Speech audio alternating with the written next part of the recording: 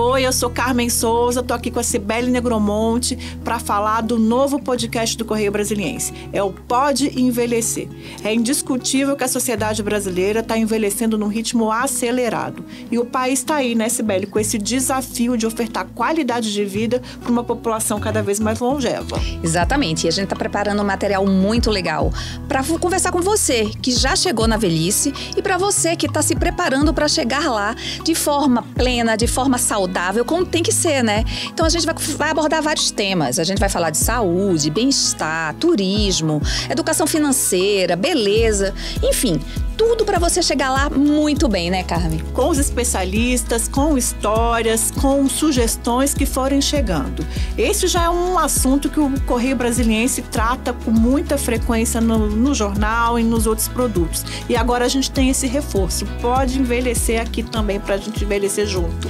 Exato. E o nosso primeiro episódio a gente gravou com a médica geriatra, a Aline Laginestra. Ela que é professora da Universidade Católica de Brasília. Ela teve um bate-papo muito legal com a gente, falando sobre os desafios que é envelhecer no Brasil hoje. E a gente conta com vocês para assistir esse primeiro episódio. Vale conferir. Pode envelhecer. Este podcast é produzido pelo Correio Brasiliense. Criam-se medicina da longevidade. Cria-se anti-age, coisas que não existem, tá? Não existem, nunca existiram.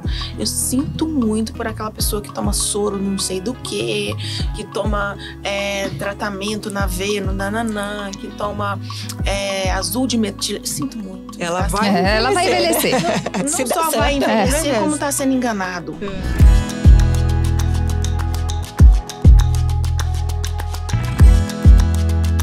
Olá, nós estamos no ar hoje com o primeiro episódio do novo podcast do Correio, o Pode Envelhecer.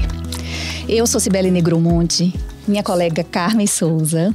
Nós duas vamos apresentar vai ter esse bate-papo para falar sobre envelhecimento, sobre o envelhecer, sobre o processo, sobre a rede de apoio que você precisa para chegar. O Brasil, de uma hora para outra, se tornou velho. Nós que éramos o país dos jovens, de repente estamos envelhecendo e muito rapidamente. E a gente está preparado para isso? Nesses bate-papos, né, Carmen? A gente quer tentar mostrar, ajudar quem está assistindo a gente, todos nós e nós mesmas que estamos aqui, de como chegar lá de forma legal, de forma saudável, de forma plena e viver essa velhice de forma plena e absoluta. Todo mundo pode envelhecer. Pode e deve. Deve, é quando dá certo. Envelhecer bem. Exatamente. Para isso a gente vai, inclusive, começar esse nosso primeiro bate-papo aqui com a Aline, que eu sei que é uma super especialista nesse assunto, e vou pegar o gancho da Cibele aqui, assim, né, que o país está envelhecendo num ritmo muito acelerado. Há expectativas dizendo que a gente está com um ritmo parecido aí com o Japão, por exemplo, China, países que também enfrentam esse fenômeno numa maneira bastante acelerada, mas cada um aí com as suas especificidades, né? Como é que você avalia aí esse processo no Brasil? Como estamos envelhecendo? Primeiro, muito obrigada pelo convite. É um prazer estar aqui com vocês. Sim, nós estamos envelhecendo de uma forma muito rápida. Os países mais velhos que nós conhecemos, como a Europa, como o Japão, por exemplo, eles tiveram um tempo para envelhecer. E nós, dadas as condições globais, né, o acesso amplo à informação, a queda da natalidade cada vez maior, a gente está se tornando um país velho, mas muito rápido, sem passar pelos processos de estruturação que a gente conhece em outros países. Então, é um desafio você ter ainda pessoas jovens, muito jovens, mas também está convivendo com velhos muito velhos, cada vez mais velhos, sem que a gente tenha uma adaptação cultural, social, de instituições, de saúde, de expectativa, de mentalidade, de crenças, que você realmente chegou lá. Então, tem uma preocupação desse contínuo e de uma necessidade de organização em todas as esferas da vida. Então, envelhecer no Brasil está sendo esse desafio, porque a gente tem uma convivência ali, um choque de gerações e uma necessidade cada vez maior desse indivíduo que envelhece, inclusive para mudanças pessoais, íntimas e das próprias questões mentais, porque o preconceito primeiro vem dele mesmo. Exato, é isso que eu ia falar, a questão do preconceito. A gente é uma sociedade ainda muito preconceituosa com o envelhecer, com o velho, né? Esse seria um dos principais desafios. E outra coisa, você deve pensar na sua velhice desde que você nasceu. As pessoas, eu acho que meio que esquecem que vão ficar velhas um dia e deixam isso pra lá, vamos lá, né? Não quero quando chegar lá, a gente resolve. Quando chegar lá, a gente resolve. E isso não é o certo, né? Exatamente. Eu sempre falo que envelhecer é rede. E é uma rede constituída desde a sua jovialidade. Envolve todas as suas áreas da vida. Não é só o seu corpo ali, os seus órgãos, seus aspectos biológicos, mas tem principalmente relevância social, seus relacionamentos, a sua espiritualidade, a sua religiosidade, a forma com que você vê o mundo, a sua capacidade intelectiva, a sua capacidade de aprender, de crescer, de se transformar, a sua resiliência, né? A sua capacidade de vivenciar as mudanças que são físicas, biológicas, mentais ali. Então, é todo esse processo envolvido, inclusive as suas finanças, né? Então, não dá para você decidir o que fazer na hora que você chegou lá e, de repente, veio a dependência. Porque existe uma máxima no envelhecimento, e isso está, assim, nas diretrizes de todos os compêndios que estudam a velhice, que é que o envelhecimento ele é heterogêneo. Ele não é igual para todo mundo. Então, não existe uma fórmula igual para todo mundo. Então, eu vou envelhecer diferente de você vai envelhecer diferente daquela outra, do seu amigo, etc. Porque envolve essa série de fatores, né? Que são muito individuais, pessoais, e vai colocando tudo naquele pacote. Eu falo que a pessoa é um pacotão, né?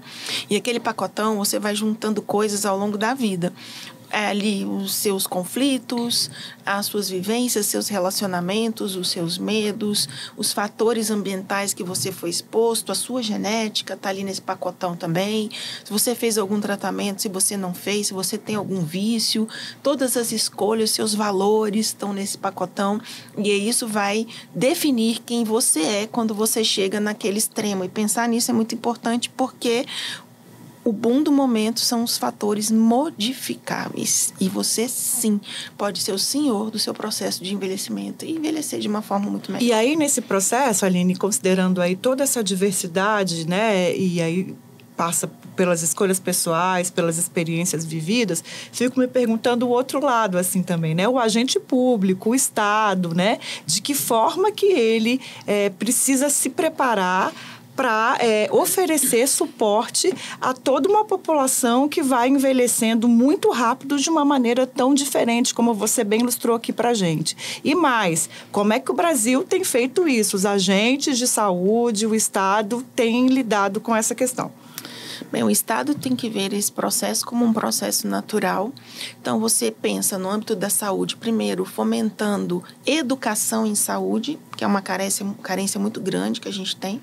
A gente ainda tem uma influência muito grande de vícios, tá? E ainda temos os vícios adquiridos na própria velhice por aspectos inerentes, como, por exemplo, solidão, tristeza, o maior risco que você tem de depressão, dificuldades de relacionamento, e com isso você envereda mais para o alcoolismo, por exemplo, né? Então, a gente tem um Estado que tem se organizado para isso, melhorando as condições de assistência, melhorando a assistência pública, fomentando a educação em saúde, mas a gente vê ainda muito a desejar, porque você ainda tem uma medicina e uma assistência em termos de instituições de saúde que é muito hospitalocêntrica, quer dizer, uma medicina de agudos. Você age muito menos em prevenção e reabilitação do que em tratamento da doença aguda que chegou naquele momento. Isso em falando de saúde, mas se a gente for pensar por outro lado também, carece um pouco mais de acesso a você implementar novas habilidades, novos empregos, carece um pouco mais de você implementar lazer, aspectos que vão atrair esse público-alvo ou que vão melhorar condições culturais ao longo da vida, por exemplo. Carece a cultura da atividade física, que a gente tem muito pouco, né? As pessoas querem ficar depositadas nos seus sofás, nas suas cadeiras, ou tem aquela vivência, aquele clichê do idoso, da vovozinha ali gordinha, de coquinho, que vai ali estar esparramada no sofá, e até um paternalismo social que impede você de ser um membro ativo dentro da sua família.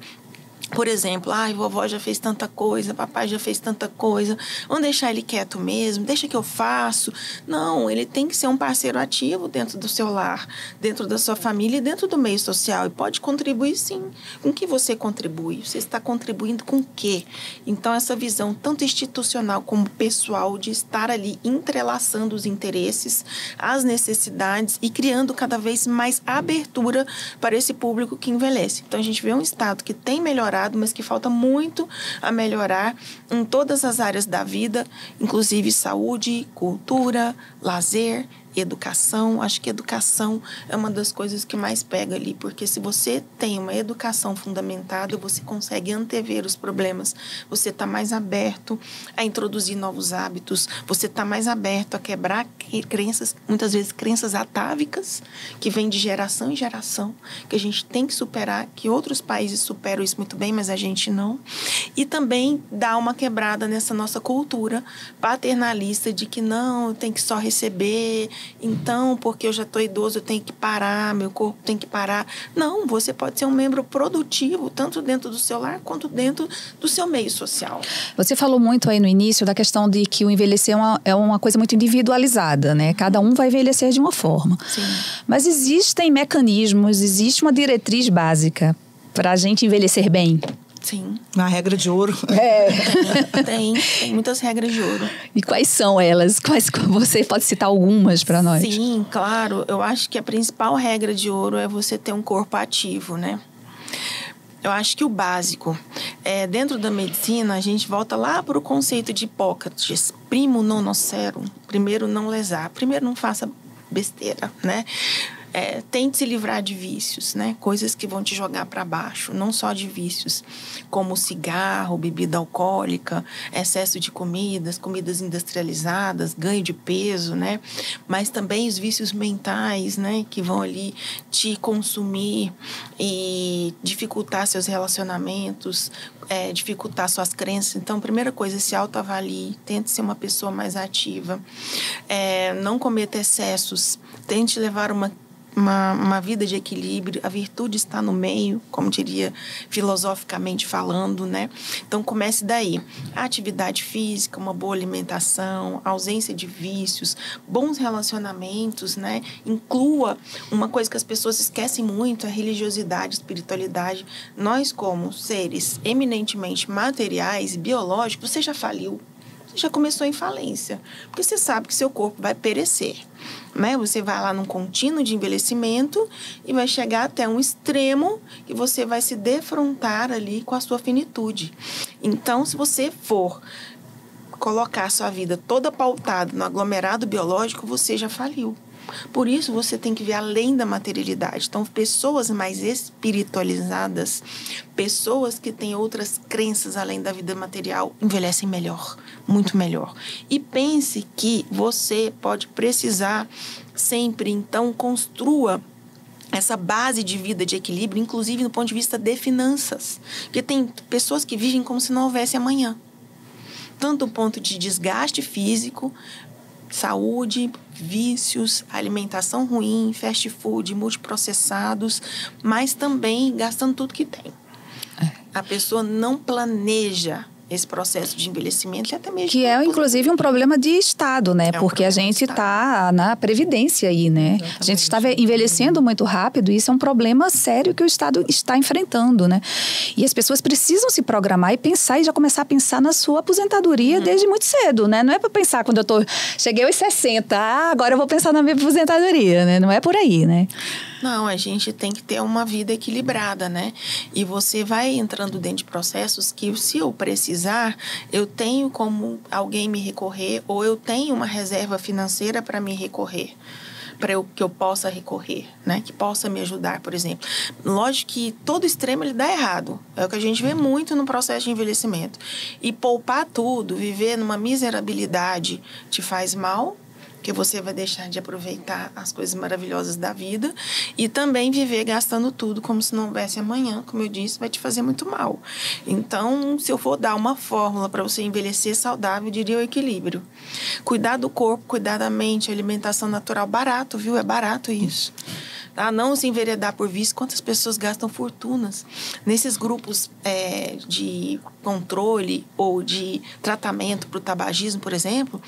Existe um cálculo, que inclusive é uma orientação do Ministério da Saúde, que você vê ali, eu fumo 30 anos, 40 anos, quanto você gastou de cigarro? Gente, a pessoa podia ter um carro de luxo.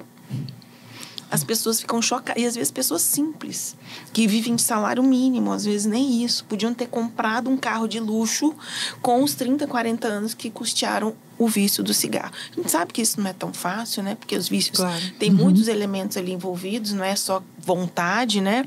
Existem algumas dependências que, inclusive, são neuroquímicas. Então, não é algo para ser banalizado, mas é algo para ser pensado. Por exemplo, eu cheguei numa condição que eu já tenho esse problema, mas então por que não contribuir ali familiar, socialmente, os jovens que estão aí enxergando a vida agora, né? Que estão abrindo para o mundo, pensar nesse processo de envelhecimento e saber que isso realmente não vai te trazer saúde ou bem-estar. Você disse há pouco de que a virtude está no meio, né? Sim. E a gente está no meio também, estamos no Planalto Central, né? Brasília está aqui no Planalto Central. E é uma cidade com suas especificidades, né? Maior poder aquisitivo, as pessoas estudam mais, né? Apesar de ser uma cidade nova, é uma cidade que tem muitos idosos, né? Fala um pouco para a gente sobre que eu sei que você aí é veterana, né? Nesse processo do cuidar do envelhecimento aqui no DF. Quais são as suas percepções sobre esse fenômeno na capital do país? Aqui a gente já vê, né, pessoas mais velhas, muito velhas, né, e que têm, inclusive, condições financeiras melhores, e a gente vê isso muito claramente. E uma inversão social bem interessante, que às vezes a gente vê filhos que não saem da casa dos pais por conta dos salários desses idosos. Isso tem criado alguns vieses, inclusive, com impacto social, familiar, que eles não podem nem morrer. Tem idoso que fala para mim assim: doutora, eu não posso morrer, porque eu tenho meu filho, eu tenho meu neto, que dependem de mim financeiramente. Então, é uma coisa que a gente vê muito aqui no Distrito Federal. Uma inversão, né? Uma inversão mesmo. Eu não sei se é um padrão de construção social ali, porque a gente tem aqui também muitos funcionários públicos, né? Pessoas que têm uma renda fixa ali garantida. Estabilizada também. Estabilizada, né? Uma estabilidade cara, financeira. né? Talvez uma cidade sair cara, implica mudar a qualidade de vida de quem está. Me parece que a maior renda per capita do país aqui, também em relação a isso, né? Então, eu vejo muito essas condições onde a gente vê muitos filhos dependentes dos pais. E isso vai ter bastante impacto. E eu vejo o sofrimento deles nesse quesito. Mas, por outro lado, eu vejo também uma qualidade de vida melhor, sabe? Então, no Distrito Federal, eles têm bastante acesso a vários aspectos da saúde. Inclusive, são pessoas que têm uma educação muito melhor, realmente, e que têm alcançado, inclusive, degraus, assim, mais modernos, mídias sociais, né? Então, eles estão ali no seu Instagram, estão no TikTok, estão no YouTube, estão ali tendo conhecimento das coisas, né? Mas, e estão mais participativos, eles frequentam o meio social, né? Então, eu vejo no Distrito Federal, e também vejo os extremos, né? Porque a gente vê a cidade de periferia. É isso que eu ia perguntar, porque é um país muito desigual, né? E uma cidade desigual. E aqui é um microcosmo, né? Dessa desigualdade. Então, a gente vê muito na periferia, mas, por incrível que pareça, aqui no Distrito Federal, essas pessoas têm mais acesso a tratamento, saúde, cuidados e programas de governo, sabe? Eu vejo muito mais frequente. É muito difícil você ver uma situação, até mesmo na periferia, que ele não possa comprar nenhum remédio. ou que ele não possa se alimentar melhor, ou de repente que ele não tenha condições mínimas sanitárias dentro da sua casa. Recentemente eu vi um programa no Globo Rural falando da cidade sem banheiro. Aqui não acontece isso no Distrito Federal, né? Então, eu vejo muito menos frequência de doenças infecto-contagiosas ou de uma vulnerabilidade social do que em outras cidades, por exemplo.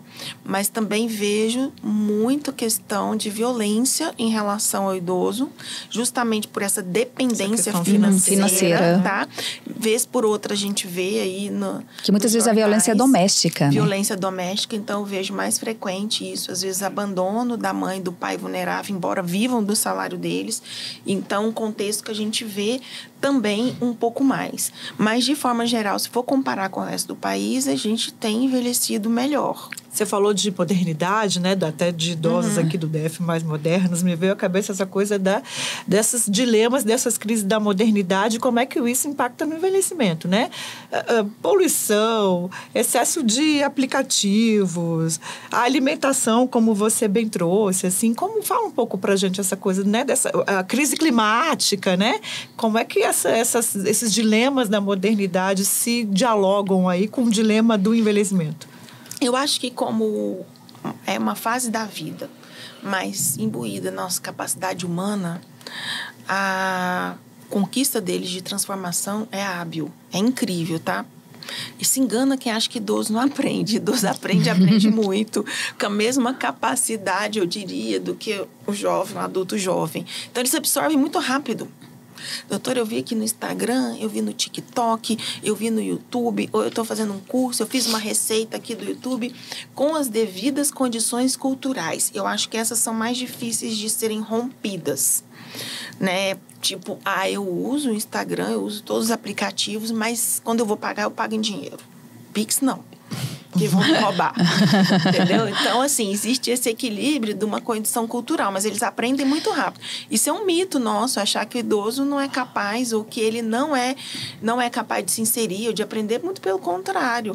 Se ele tem uma boa condição de saúde, uma boa condição cognitiva, que a gente sabe que tem doenças que afetam a cognição, isso não é inexorável, obrigatório do envelhecimento, tá? Envelhecimento não é doença, mas inegavelmente você tem uma predisposição do envelhecimento. Envelhecer é um fator de risco para todos os problemas. Isolado é um fator de risco isolado. Então, você aumenta seu risco, porém, isso não significa que você vai ter alguma doença. E eles se apropriam da condição de experiência de vida com a capacidade de aprendizado. É fantástico. Eles fazem tudo que você imaginar. Mas ainda pegando esse lado da tecnologia, né? Que você está falando, eles aprendem rápido, eles estão ali, estão no TikTok, estão nas redes sociais.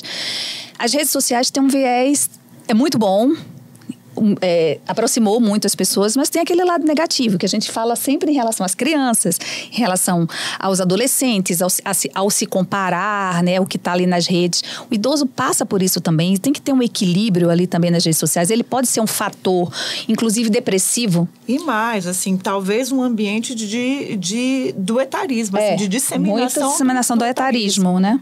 Isso sempre pode ser negativo no âmbito da imagem pessoal. Principalmente da estética, da apresentação, né? Porque a gente vê que o belo é sempre o jovem, é o corpo sarado, aquele corpo perfeito, entendeu? E isso a gente sabe que a gente não vai conquistar, né? Isso não é uma coisa que vai ser habitual, né? Até por questões fisiológicas do envelhecimento. Então, a gente aumenta muito gordura corporal, perde massa magra, né?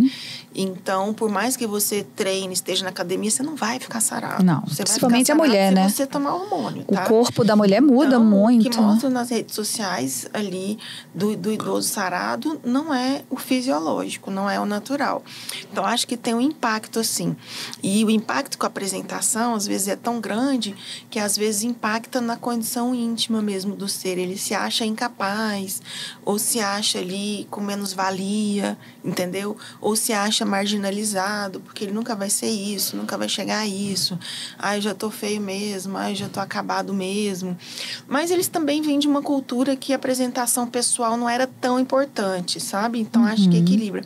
Eu considero que o dano das mídias sociais no envelhecimento ele é bem menor do que para o jovem, tá? Porque ele já tem crenças muito sedimentadas. Ele vai ser muito difícil de ser impactado ali, né, por as coisas que são enlatados da internet. O que eu vejo mais vulnerabilidade é no uso de aplicativos, por exemplo, cair em golpe. É isso aí. Porque eles acreditam nas pessoas. Eles confiam nas pessoas. Vem de uma época que a honestidade valia muito, sabe? Então, tipo, eles vão pagar alguma coisa, vão pagar em dinheiro. A conta, conta aí. E esses golpistas, eles focam justamente nesse público, principalmente, né? E pega um âmbito muito do sentimento. Ah, estou aqui com sua filha, né? E é incrível como eles mimetizam ali a voz da pessoa, né? Às vezes até a aparência da pessoa, a forma que a pessoa escreve. Então, lógico que isso tem risco para qualquer pessoa, né? Mas o idoso, ele está mais vulnerável. Culturalmente está mais vulnerável porque ele acredita nas pessoas. Eu falo que existe é maravilhoso lidar com o idoso, com o velho, porque, gente, ali você tem uma confiabilidade muito lógico que o malandro é malandro em qualquer idade, tá? A pessoa não muda porque envelheceu, porque são mitos que a gente carrega. A pessoa, agora virou uma vovozinha e tal. Nada. Vai ficar a mesma coisa. Mas existe uma chance menor disso acontecer porque são padrões culturais de uma época que ali replica muito no envelhecimento. Para eles é inadmissível certas coisas. Nessa linha de construção social e de não ser admitido, estou te ouvindo e estou pensando na nossa dificuldade de falar velhice, porque você falou aqui velho, né? Usou a expressão. Sim. Na resistência da gente de usar essas expressões. E fico me perguntando assim, por quê? E queria te ouvir um pouco, por que essa dificuldade? Por que esse etarismo a gente é construído socialmente? Quais são os fatores que levam a esse preconceito e essa dificuldade em conviver, em se pensar idoso? Eu acho que primeiro vem da apresentação estética, né? Todos nós temos essa dificuldade, né? Desde lá da Grécia Antiga, que o belo ele é valorizado. Talvez mude um pouco o padrão de beleza, mas sempre o belo, né, é almejado por todos nós, em toda a história da humanidade. E, de repente, você passa por uma condição natural, absurdamente criada por Deus, em que você vai ficar com a pele mais flácida, que você vai criar uma barriguinha, que você vai mudar o seu perfil físico, né? Aliado a essa busca incessante pelas nossas ilusões, pelos nossos prazeres, né, passageiros, dentre eles a estética entra. Então, tudo que te incomoda, a gente tenta criar barreiras. Então, algo que me leve à morte, por exemplo, que seja dramático, eu vou criar barreiras. Na nossa cultura, por exemplo, é quase absurdo eu falar câncer. Tanto que dentro da medicina, a gente usa uns termos ali que vão subverter isso. A mesma coisa o velho. Falar velho, gente, isso chega quase a ser um xingamento. Então, a pessoa não pode ouvir a palavra, não, você está me falando que eu sou velho? Sim, natural, velho é velho, né? Assim como criança é criança, como adolescente é adolescente. Mas não, a gente vai criando barreiras de algo que te incomoda, aquilo que te faz sofrer e também te coloca de frente a uma condição que vai ter um fim, que é a nossa finitude do corpo, né? Porque o corpo ele vai perecer de alguma forma e chega a um extremo, como diz várias músicas, inclusive uma música da Rita Lee que eu amo, que é um dia eu quero virar semente, né? E a gente não vira semente, infelizmente. Então, a gente tem que ter essa percepção. E a gente vive... E quando alguém está doente e tudo, fulano foi desenganado. Porque a gente vive no eterno engano de que eu tenho uma vida eterna, só que eu não tenho. Essa dificuldade talvez esteja relacionada aí a uma resistência, eu vou usar essa expressão, dos profissionais em se especializar, em estar em contato com, né? Porque se o mundo está envelhecendo, a gente tem mais clientes, né? A gente tem que se adaptar também, né? Essa adaptação ao processo de envelhecimento mas você também. vê que até nisso tem etarismo, porque nosso grupo de geriatras, por exemplo, vamos falar que no Distrito Federal nós somos poucos. Você for entrar lá na Sociedade Brasileira de Geriatria e Gerontologia do Distrito Federal, nós somos poucos. O número é reduzido. Aí você pensa, por que não tem mais, muito mais, né? Porque o país está envelhecido. Porque as pessoas têm dificuldade de lidar com o próprio envelhecimento. E ver aquela velhice com doença é muito difícil. E eu digo que é etarismo por quê? Porque criam-se medicina da longevidade. Cria-se anti-aging, coisas que não existem, tá? Não existem, nunca existiram. Eu sinto muito por aquela pessoa que toma soro não sei do que toma tratamento na veia, no nananã, que toma azul de metil. Sinto muito. Ela tá? vai envelhecer. Não só vai envelhecer, como está sendo enganado. Entendeu? Porque isso não existe. Eu falo que a literatura científica é a coisa mais difícil de ser absorvida. Se a gente tem problema em educação e saúde de forma geral, imagina para a literatura científica. Aí abre espaço para esses aspectos aí que não abordam o envelhecimento em si e tem esse viés etarista. Porque estão te dando uma ilusão de uma vida longeva, ativa, maravilhosa, jovem, que nunca vai existir, né? Então é muito mais fácil a gente aceitar, conviver melhor, viver da melhor forma possível, o que não é igual a adoecer. Exato, e é isso que eu ia falar também. Né? E não esquecer a vaidade também, né? As pessoas, o belo, né? Também tem uma pasta no meu Pinterest que chama Mulheres que Melhoram com o Tempo. Mulheres belíssimas. Como eu sou admiradora da velhice. Sabe aquelas mulheres que deixam os cabelos brancos assim? Elas são lindas, são maravilhosas. O que muda é o seu olhar. Ela não vai estar sarada para tirar uma foto nua, entendeu? Não vai estar com tudo em cima, mas vai ter outros aspectos da beleza, parece que transcende de dentro, entende? E você vê aquela pessoa maravilhosa, mas você tá com um olhar naquela caixa, entendeu? Do estético, você tá naquela caixa de que te impuseram. Quem disse que o belo é isso? Né? Esse processo de beleza vem mudando aí ao longo de milênios. A gente vê naquelas pinturas de artistas famosos, eram aquelas mulheres gordinhas, não eram? Aquelas mais cheinhas, aquilo era belo. Algumas culturas, sempre tive curiosidade de estudar as pessoas ao longo do mundo, e eu gosto muito de ver, assim, algumas culturas, e vi uma cultura, se não me engano, na África, em que as mulheres obesas, elas eram mais atraentes, e elas eram, desde criança, induzidas à obesidade. Olha só que coisa. Porque, para eles, a mulher que tem carnes é a mulher mais atraente, senão ela não teria um marido. E aí eu te ouvindo, eu fico imaginando que a gente talvez consiga fazer esse processo com o idoso, né? Porque aí a pessoa tá aí, né, décadas e décadas numa sociedade em que se combate, né, o envelhecimento de certa forma, mas ela se vê idosa agora, né? E ela se vê idosa e provavelmente se percebendo inútil, né? Que, enfim, de que não tem mais, não pode mais trabalhar, não pode fazer planos, não pode amar, não pode, né, uma série de coisas, ter um novo relacionamento. Esses idosos, né, como é que... É possível trabalhar com quem chegou lá, e que bom que chegou lá, inclusive porque está dando certo, para começar a se perceber de uma outra forma?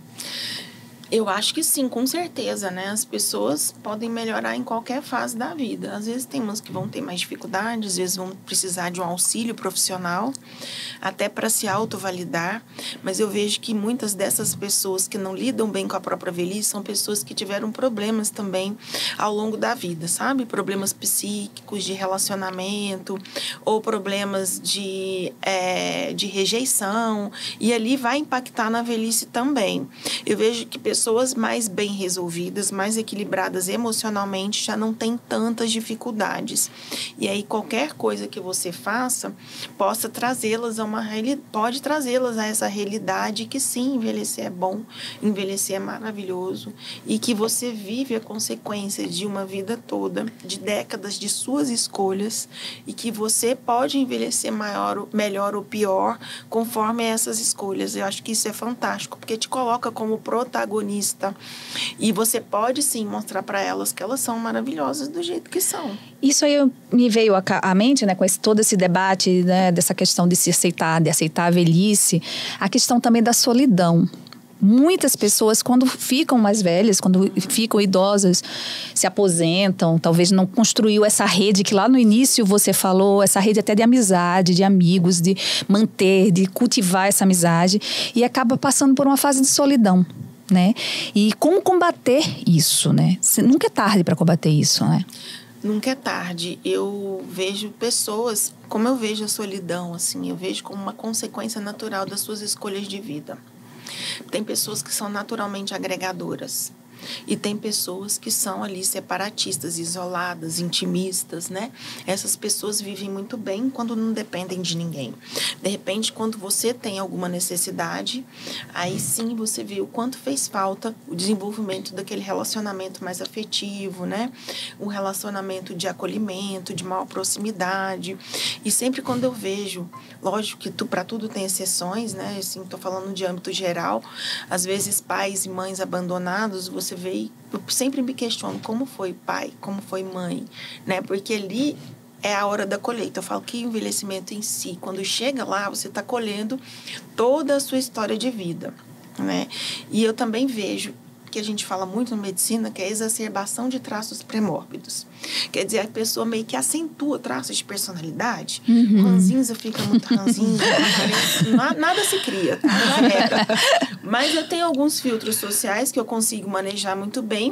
De repente, quando você chega lá no extremo, quer por alguma doença, alguma condição, até mesmo por licença poética de ser quem você é. Já cheguei aqui. Você manifesta exatamente a sua intimidade. E isso assusta e afasta as pessoas e corrobora com solidão.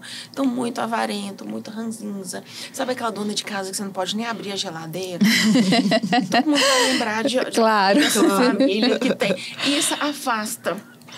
Lá no Nordeste chama de seu Lunga. Aquele cara então, essa pessoa vai contribuir em maior condição para a sua solidão. Tá? Por isso que a gente tem que a autopercepção e praticar essa resiliência, essa transformação, abrir mão de certas coisas. Tem mães que falam pra mim assim, eu não converso mais com meu filho, nunca mais conversei. Eu falei assim, mas a senhora é mãe, né? E mãe ultrapassa todas as barreiras.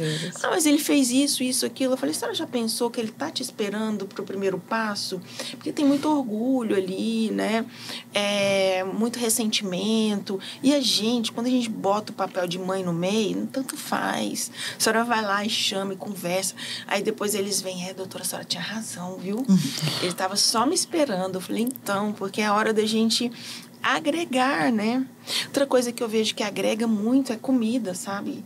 Aquelas senhoras, dona de casa, por que a senhora não cozinha mais? Não tem mais encontro de família? Não consigo, e todo mundo sumiu. Eu falei, sim, faz um delivery.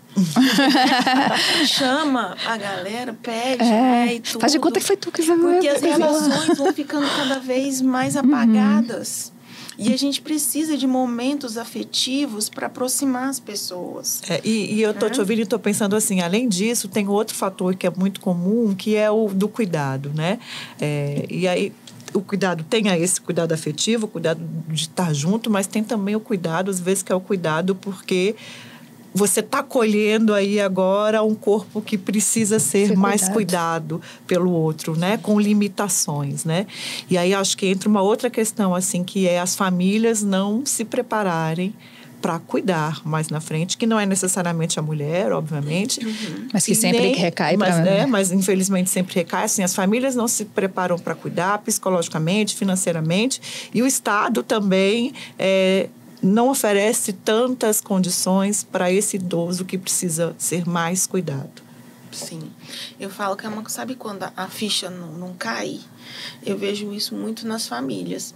Às vezes você está lá com seu familiar, seu pai, sua mãe doente, e você ainda continua reportando os seus problemas, pedindo seus conselhos e ainda no papel de filho. Há uma dificuldade muito grande de entender que sim, você é filho, mas que agora é a hora de você ofertar cuidado e não ser cuidado. Tá? Aí vem uma questão muito de pessoal, porque as pessoas unanimemente são praticamente egoístas. Ela quer ser cuidada, mas ela não quer cuidar. E, de repente, uns têm mais resiliência que outros de quebrar essas barreiras e, de repente, terem esse enfrentamento de uma forma melhor, né? E eu falo que isso é uma informação social, um recado social importantíssimo. Porque tem famílias que falam, tem tantos irmãos, só sobrou para mim.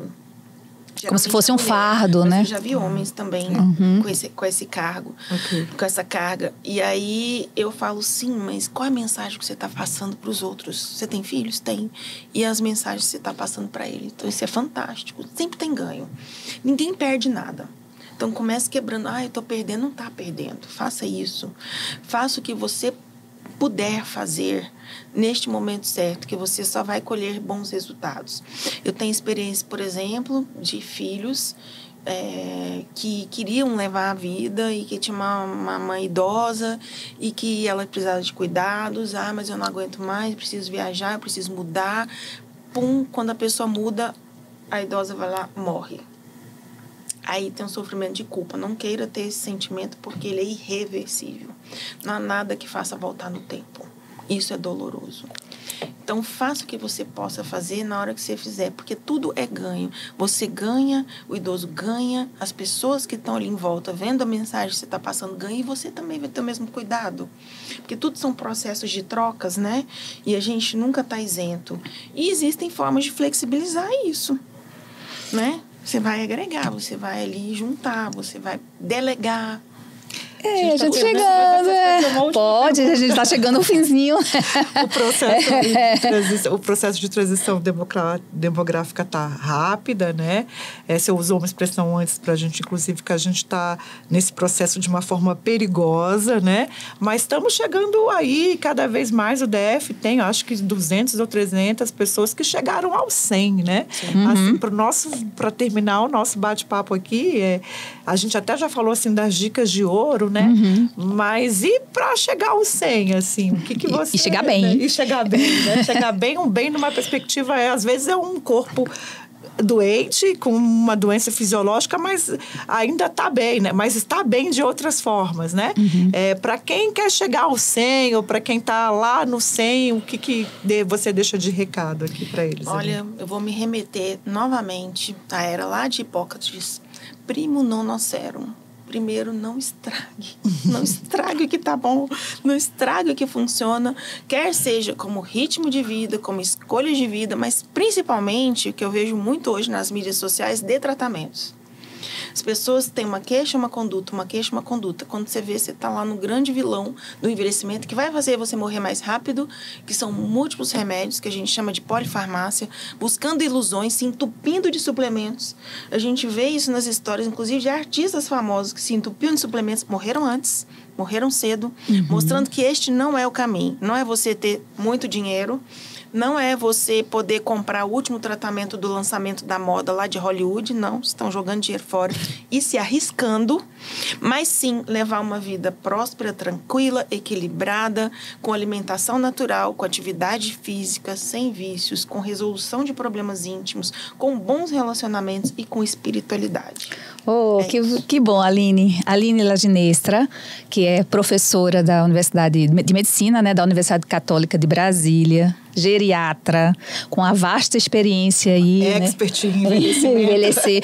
E como é bom, né? Envelhecer bem, envelhecer faz parte do processo da vida, né? Isso é maravilhoso. Se tudo der certo, a gente chega lá.